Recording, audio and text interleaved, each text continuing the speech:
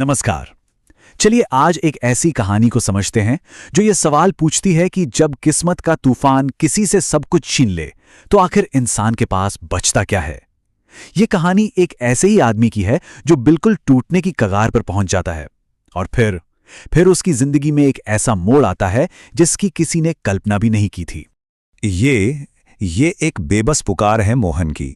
एक ऐसा आदमी जो कड़ाके की ठंड का सामना कर रहा है और जिसके परिवार को बचाने के लिए एक टूटी फूटी झोपड़ी के सिवा कुछ भी नहीं है। और जानते हैं, इसी एक पुकार से हमारी कहानी की शुरुआत होती है। तो कहानी हमें ले चलती है धर्मपुर गांव। और माहौल कैसा है समझिए।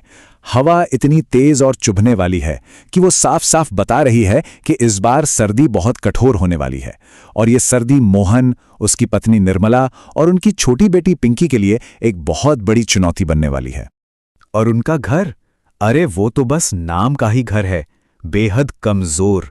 निर्मला को डर सता रहा है। वो कहती है कि ये हवा तो जैसे चाकू की तरह लग रही है और दोनों पति पत्नी ये बात अच्छी तरह जानते हैं कि उनकी फटी पुरानी छत आने वाली भारी बारिश को बिल्कुल नहीं झेल पाएगी। तो बस इसी एक छोटी सी उम्मीद को लेकर मोहन निकल पड़ता है अपने अमीर लेकिन पत्थर दिल मालिक धनीराम के पास। सोचता है कि शायद कुछ पैसे उधार मिल जाएं तो परिवार बच जाएगा। पर सवाल ये है कि क्या ये उम्मीद पूरी होगी या ये भी उसे निराशा के अंधेरे में धकेल देगी। लेकिन होता क्या है, मोहन की वो छोटी सी उम्मीद भी टूट जाती है। वो जिससे भी मदद मांगने जाता है, हर कोई उसके मुंह पर दरवाजा बंद कर देता है। एक के बाद एक सब दरवाजे बंद। सबसे पहले तो उसका मालिक धनीराम।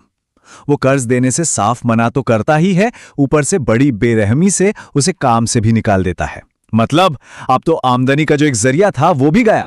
फिर वो जाता है अपने दोस्त रमेश के पास। वही रमेश जिसकी मोहन ने न जाने कितनी बार मदद की थी। पर आज जब मोहन की झोपड़ी गिर गई है तो रमेश एक रात के लिए भी पनाह देने से साफ मुकर जाता है। और हद तो तब हो जाती है जब गांव का मुखिया, जिसका तो काम ही है लोगों की मदद करना, वो भी मोहन की बीमार बेटी के लिए एक छत देने की गुहार ठुकरा देता है।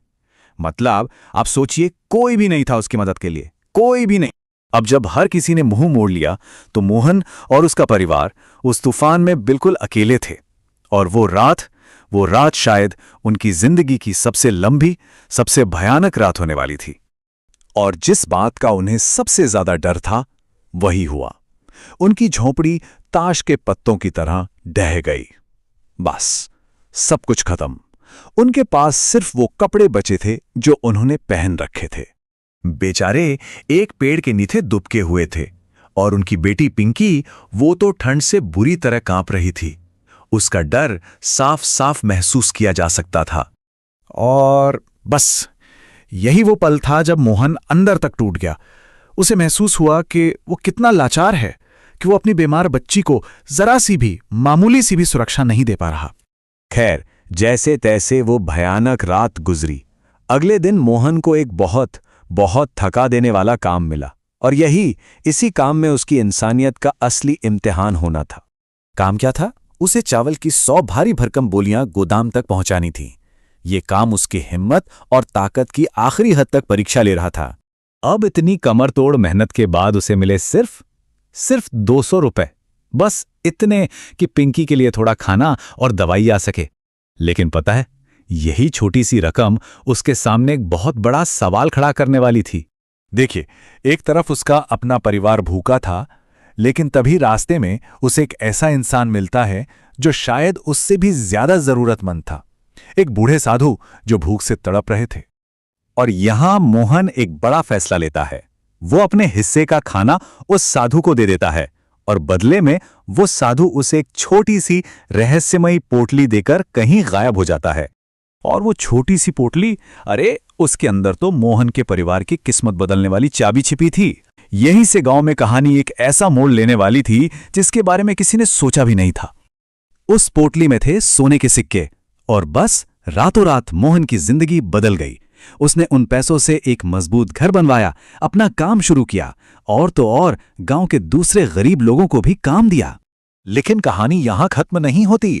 कुछ ही टाइम बाद गांव में एक और तूफान आता है। इस बार पहले से भी ज्यादा भयानक, पर इस बार नतीजा बिल्कुल उल्टा था। पूरे गांव में सिर्फ और सिर्फ मोहन का मजबूत घर ही अपनी जगह खड़ा रहा। और अब सोचिए, मोहन के दरवाजे पर कौन खड़ा था? वही लोग, उसका मालिक, उसका दोस्त, गांव का मुखिया, सब के सब बेघर, बेसहारा, मदद की भीख मांग रहे थे। अब पासा पलट चुका था। सारी ताकत मोहन के हाथ में थी। वो चाहता तो दरवाजा बंद कर सकता था, ठीक वैसे ही जैसे उन्होंने उसके साथ किया था। लेकिन मोहन ने बदला नहीं लिया, बल्कि उसने उन सबको गले लगाया, अपने घर में पनाह दी और एक ऐसी बात कही जो इस कहानी का सबसे बड़ा सबक है। उसकी अच्छाई ने नफरत के उस घेरे को तोड़ दिया। तो आखिर में ये कहानी हम सब के सामने एक सवाल छोड़ जाती है कि जब वक्त बदलता है, जब ताकत हाथ में आती है, तो बदला लेना ज्यादा बड़ा है या माफ कर देना?